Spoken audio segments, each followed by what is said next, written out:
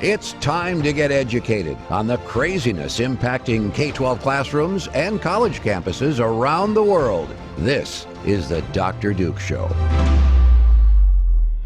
Hello, everyone, and welcome to the Dr. Duke Show. Before we get started, please hit that share button so we can educate many, many more patriots around the country. Today, we start with a very sad story in Virginia. We're in Virginia a lot these days because of the completely messed up nature of the school boards there. And this may be one of the most depressing Virginia stories we've ever had to relate, where an NAACP and a school board are blasting a grieving mother for claiming critical race theory, school closures, and government mask mandates contributed to her son's suicide. This is a serious issue. We have a 19-year-old Robert Walsh who died by suicide on June 29, 2021.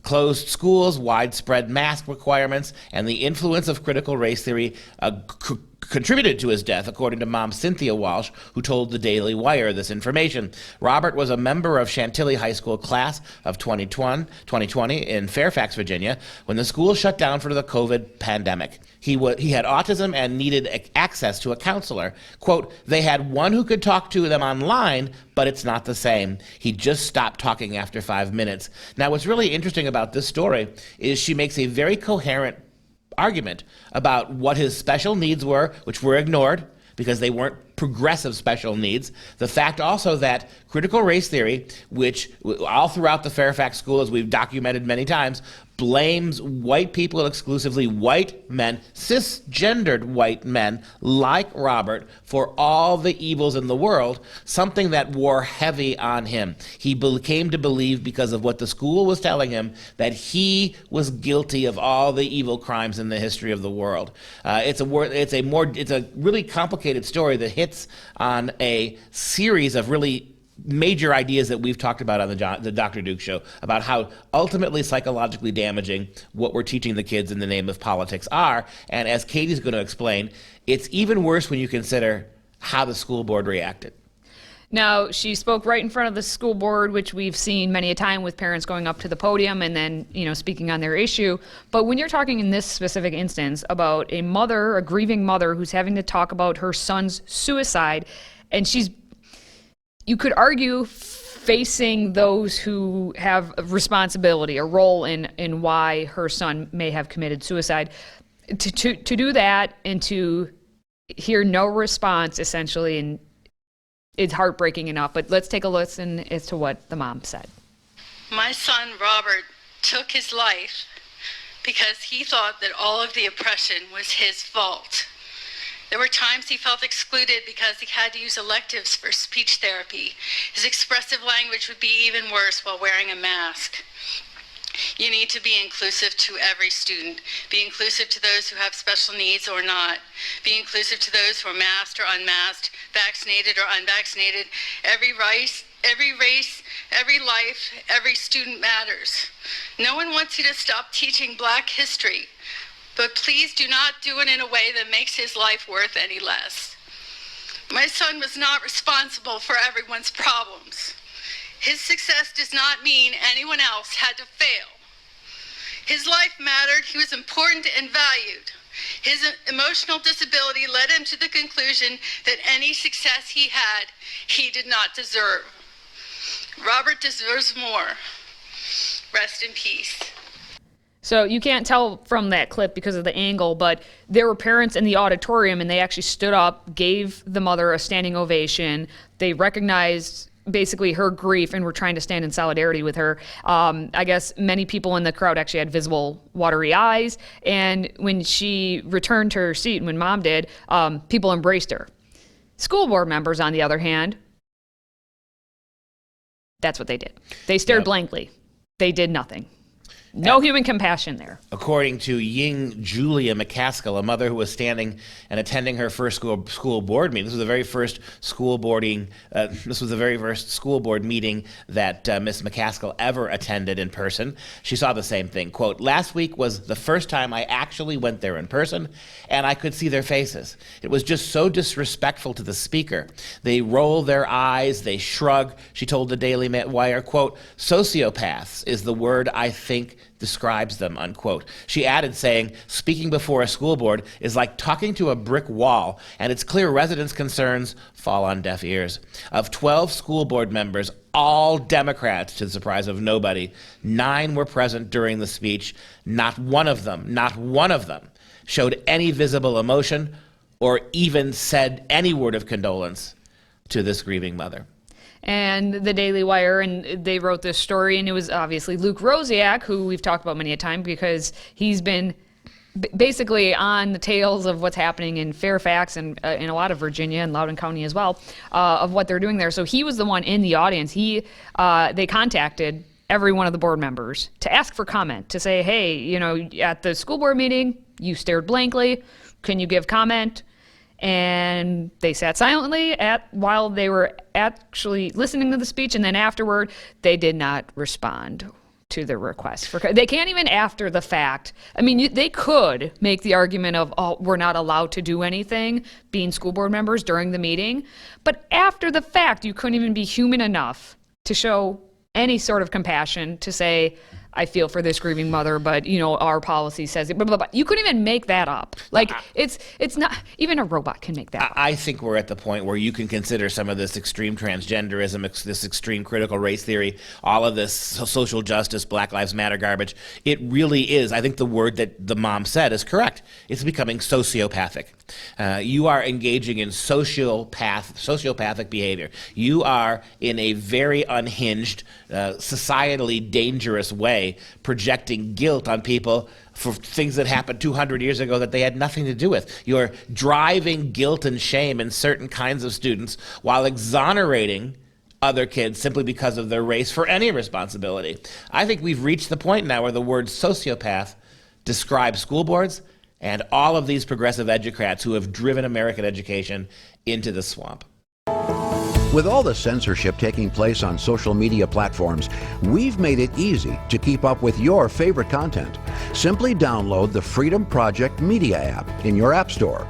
Get access to 18 new videos a week, plus thousands of archived shows, lecture series, and educational animations. Download the Freedom Project Media app on your Apple TV, Roku, tablet, or phone, and make sure you allow for notifications to keep you informed.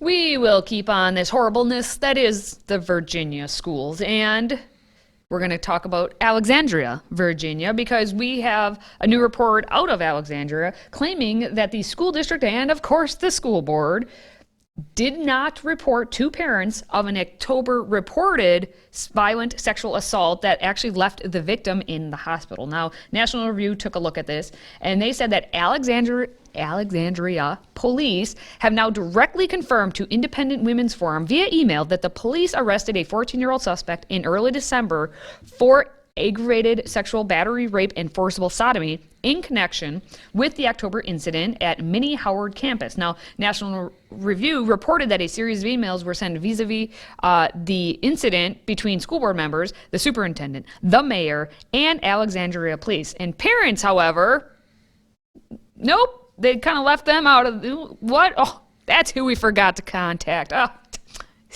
silly us. I mean, it's only the kids who are the ones who are directly affected, but parents, silly. Now, as one mom reacted when she found out about this, Molly Kyman, who's an Alexandria City Public Schools parent, she said that she felt misled, angry, and scared. And she charged that parents had zero communication regarding the incident, that this crime should scare parents. Again, we're talking about a violent sexual assault that left the victim in the hospital. So with parents knowing nothing, it should, I agree, should scare the parents that this is happening, and like the higher ups, the authorities know about it and not letting anyone know about it. Yeah, and the reason they don't let people know about it is because, as we saw in Loudoun, Virginia, when you had a gender confused boy who wore skirts and went to the bathroom in the girls' bathroom rape a girl in the shower, that means if you report this, if you actually report to the parents what happened in the name of safety, then you're giving them a reason to criticize transgenderism, and we can't have that. And in this case, a radical sexuality curriculum at Fairfax School where they're teaching younger and younger kids, sexualizing younger and younger kids. What does it mean that you have a 14-year-old raping a young person in a bathroom again, I believe it was, or do we know that? On campus, raping a young student. And when that gets out, you tell parents about that. The logical first thing the parents are going to say, and then why are you now teaching my 5, 6, and 7-year-olds, 8, 9, and 10-year-olds about sexual activity, describing sexual issues and practices with kids too young to understand? Is there any, heaven forbid we ask, is there any connection between letting transgendered boys into girls' bathrooms and rapes? The left desperately doesn't want you to make that the left desperately does not want you to draw that line. So rather than tell you what happened, which they are legally responsible for doing, they lie about it. Well, the only public notification that they had of the reported assault did come at a joint board council hearing at which it was mentioned that there was a potential sexual assault is being investigated. Moving on. That's pretty much how it went down. Now, on October 6th of 2021, ACPS Superintendent Gregory Hutchings sent an email to the 9-member ACPS school board with the subject, potential sexual assault. And the body of the email basically contained few details, because again, details, whatever. But it did say that FYI, because that's very formal when we're talking about sexual assault. A little FYI. There's a potential sexual assault of a student by other students this afternoon at, they said MH, because we can't even say the full school name. The student has been taken to the hospital, and the police department is working through the investigation. No more details at this time. No, that's messy. And then I'm sure there was emojis before and after. There is perhaps hope. Glenn Youngkin, as you know, became the Republican governor of Virginia precisely because of what was going on in the school boards. And when Governor Glenn Youngkin came into office in November 2021, a bill was introduced to reverse the earlier law and to require reporting of serious misdemeanor crimes. Additionally, the new law requires that parents be notified of such crimes in their children's schools and be informed of the right that they have to press charges through the justice system. Today's show is sponsored by our friends at MyPillow. Save up to 66% on all items at MyPillow.com when you use the code Dr. Duke. That's DRDUKE. Support this show by supporting a great American company.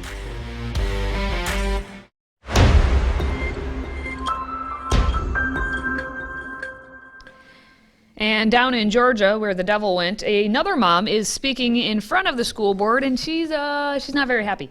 The Cherokee County School District heard from a mom about a required book for AP English, the Advanced Placement English, and she read a passage to the school board. And well, let's just watch.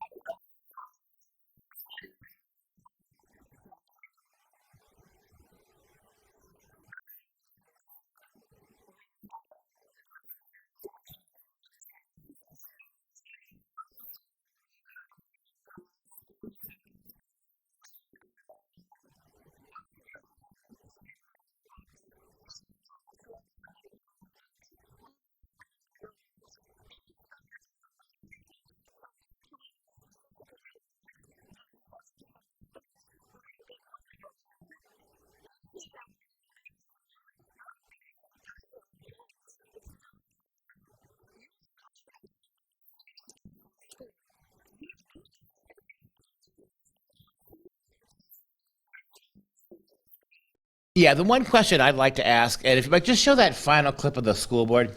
There they are. Have you got there? Look at how fancy that boardroom is. It's almost like you're in some kind of major office in downtown Manhattan. Everybody's got their names on their places, and they're sitting there at a nice round table. This is all so august, isn't it? But you wonder if it's gone to their head, because I've seen dozens of these now, and what gets me, there's never been a conversation. There's never been any linkage between moms and dads reading pornography to the school board and the school board responding, that's inappropriate. I mean, what kind of a world intellectually do we live in? How do you trust these people to run public schools when they can't bridge that gap? They recognize that this is inappropriate for the audience. We can't have you read this to a bunch of adults. There may be children listening at home on the transcript or the live feed. So we can't let you continue, Mom, to read that. On the other hand, we are utterly uncurious and completely unable and unwilling to even look into the problem of this being read by kids in the public schools. That disconnect that across all these examples has never once been broached is why the American public school system is such a failure. They will not, when reality hits them in the face, when they themselves recognize the evil they have wrought, they believe that it is not even remotely in their purview to consider a solution. That is tragic. And I'm going to take a little bit of a different take on this one. We're talking about a book called Homegoing by Ya Gyasi. Now, this, and I'm not defending this because I haven't read the book, so I don't know the context. I don't know if that little passage that she just read, the mom did, is the only passage where it talks in such language and such depictions. But that specific book is a story that spans 300 years in Ghana, and it's actually starting with the 18th century. It's a story about two half-sisters. They don't know each other exists. And so one's gets married off to an Englishman and the other sold into slavery, and then the book just basically follows the life of these sisters and their descendants, and it goes down, and it's a book about colonialism and slavery and family and all these other things. Now, that being said, I could understand why for an AP Advanced Placement English class, this book may have been chosen. And again, I'm not defending the book, I'm not defending the mom. I wonder if this is where we're at in our society, where if we see one instance of anything about sex that we put it out there, and I understand why we've done it, because we're pushing all these other LGBTQ type books and over sexualization onto our children. But for this specific instance with this homegoing book, for an AP English class, is that more allowed? Well, I think it's a well said. It's a nice thing to keep. It's certainly something we should keep in mind. But that raises the question, does the AP have the right to put pornographic books into your schools, number one? Number two, the supervisor of the school board wouldn't let us hear what was in the passage. But before the mother got anywhere near the bad passage, she said clearly, I'm going to be very careful what I read you because you're going to cut me off. She didn't get very far before they cut him off. So how can we possibly know? And yet, with taking what you say seriously, that still begs the question. What are you going to do to look into this? And the answer is nothing, because it's an AP book, and we're not going to listen to it, but apparently our kids have to. That's where we find ourselves.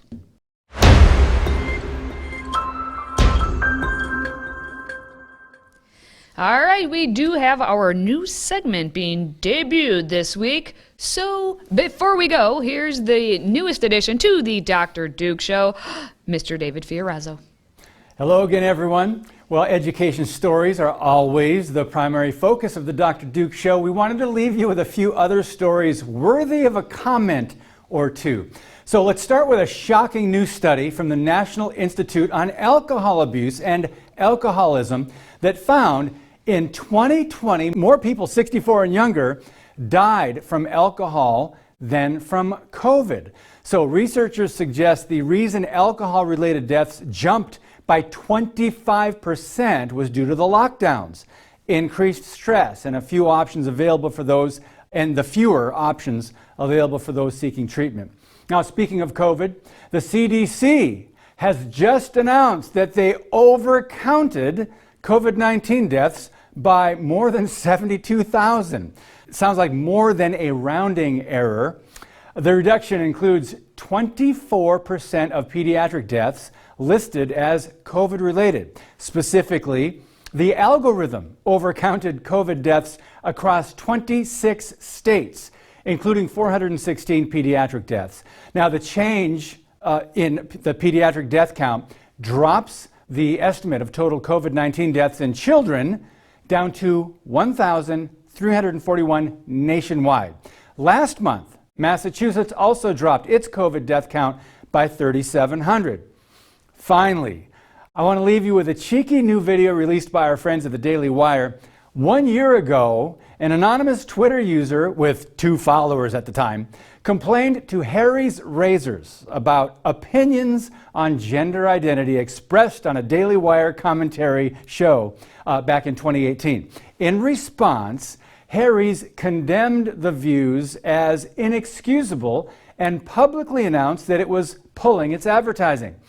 Following reaction from Daily Wire supporters, the company decided to create their own brand of razors to serve all mankind, not just woke leftists. So here's a clip from their brand new ad. Enjoy. Do you remember when there were 2 genders and only 1.5 of them had to shave their mustaches? Oh, hi. I'm Jeremy Boring, CEO and God King of the Daily Wire. Harry's Razors used to advertise on our shows. They're a great product, and we were happy to do it. That's before some peon who works for me went and said that boys are boys and girls are girls, and that was just too much for Harry's. They condemned our views held by millions of Americans and virtually every human who's walked the planet until about 15 minutes ago, as inexcusable. And they dropped their ads from our network because of what they called values misalignment. You're damn right our values are misaligned. And it's not just Harry's either. Gillette razors used to be the best a man could get. Then they decided that men are too toxic. Unless you're the kind of man who teaches his daughter to shave her beard. If that makes sense to you, keep buying Gillette.